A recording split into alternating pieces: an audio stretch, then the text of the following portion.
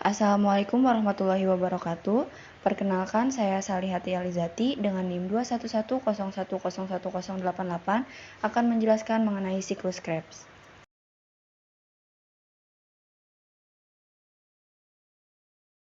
Siklus Krebs juga dikenal sebagai siklus asam sitrat.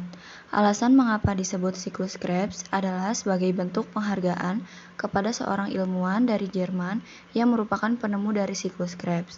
Pada tahun 1932, ia telah mengungkapkan siklus urea dan siklus asam sitrat atau siklus Krebs pada proses metabolisme untuk menghasilkan energi pada makhluk hidup. Karyanya ini membuat ia mendapat penghargaan Nobel untuk bidang kedokteran atau fisiologi pada tahun 1953. Siklus Krebs terdiri dari 8 tahapan. Tahap yang pertama yaitu asetil-CoA yang memiliki 2 atom karbon merupakan hasil dari dekarboksilasi oksidatif akan mengalami kondensasi bersama dengan senyawa oksaloasetat yang memiliki 4 atom karbon sehingga antara gugus asetil dan oksaloasetat membentuk ikatan menjadi senyawa berkarbon 6 yang dikenal sebagai sitrat atau asam sitrat. Pada saat pembentukan asam sitrat, asetil-CoA akan dilepaskan sehingga asam sitrat tidak memiliki koenzim A. Enzim yang berperan pada tahap pertama ini adalah enzim sitrat sintase. Selanjutnya, pada tahap yang kedua, sitrat akan mengalami perubahan menjadi isositrat yang masih memiliki karbon 6. Pada tahap ini terjadi 2 reaksi, yaitu pelepasan molekul air atau H2O yang dikenal sebagai dehidrasi, dan kemudian pada tahap ini juga terjadi proses penambahan molekul air yang prosesnya dikenal sebagai hidrasi. Proses pengubahan sitrat menjadi asam asetat ini dikatalis oleh enzim akonitase.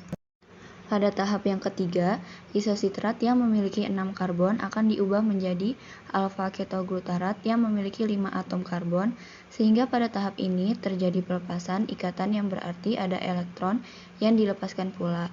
Elektron yang dilepaskan ini akan diterima oleh NADP+, sehingga membentuk NAD. Pada tahap ini pula terjadi proses dekarboksilasi atau pengurangan karbon berjumlah 1 karbon.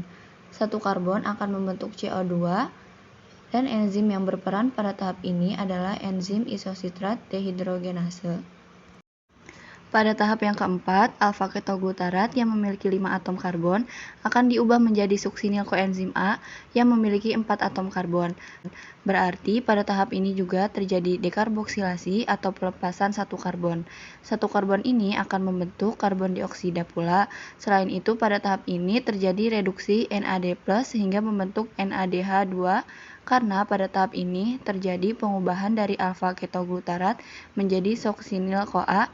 Berarti terjadi penambahan CoA yang masuk pada reaksi ini, sehingga CoA berikatan dengan senyawa suksinil membentuk suksinil koenzim yang berperan pada tahap ini yaitu alfa-ketoglutarat dehidrogenase. Tahap yang kelima, suksinil-CoA yang memiliki 4 atom karbon akan diubah menjadi suksinat yang masih memiliki 4 atom karbon. Pada tahap ini tidak ada pengurangan atom karbon seperti pada tahap sebelumnya, tapi pada tahap ini terdapat beberapa reaksi yaitu fosfat anorganik atau PI akan berperan pada tahap ini sebagai pemutus ikatan koenzim A yang terdapat pada suksinil sehingga pada tahap ini CoA akan dilepaskan dan fosfat inorganik akan berikatan dengan GDP membentuk GTP, namun pada beberapa sel fosfat yang telah membentuk GTP akan ditransfer lagi ke ADP sehingga membentuk ATP baik GTP atau ATP. Keduanya memiliki energi yang setara. Enzim yang berperan pada tahap ini adalah suksinil CoA sintase. Tahap yang keenam yaitu suksinat yang memiliki 4 atom karbon akan diubah menjadi fumarat yang memiliki 4 atom karbon pula. Pada tahap ini terjadi pelepasan elektron sehingga elektron akan ditangkap oleh FAD membentuk FADH2 kali. Enzim yang berperan untuk mengkatalis senyawa suksinat menjadi fumarat adalah suksinat dehidrogenase. Tahap yang ketujuh terjadi perubahan fumarat menjadi malat. Enzim yang berperan pada tahap ini adalah fumarase.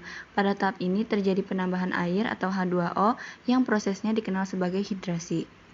Selanjutnya, tahap yang ke-8, malat akan diubah kembali menjadi oksaloasetat.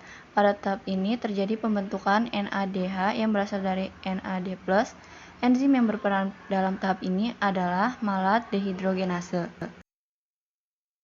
Siklus Krebs ini menghasilkan 6 NADH, 2 FADH 2 kali, dan 2 ATP. Baiklah teman-teman, semoga video singkat ini bermanfaat bagi kita semua. Terima kasih. Wassalamualaikum warahmatullahi wabarakatuh.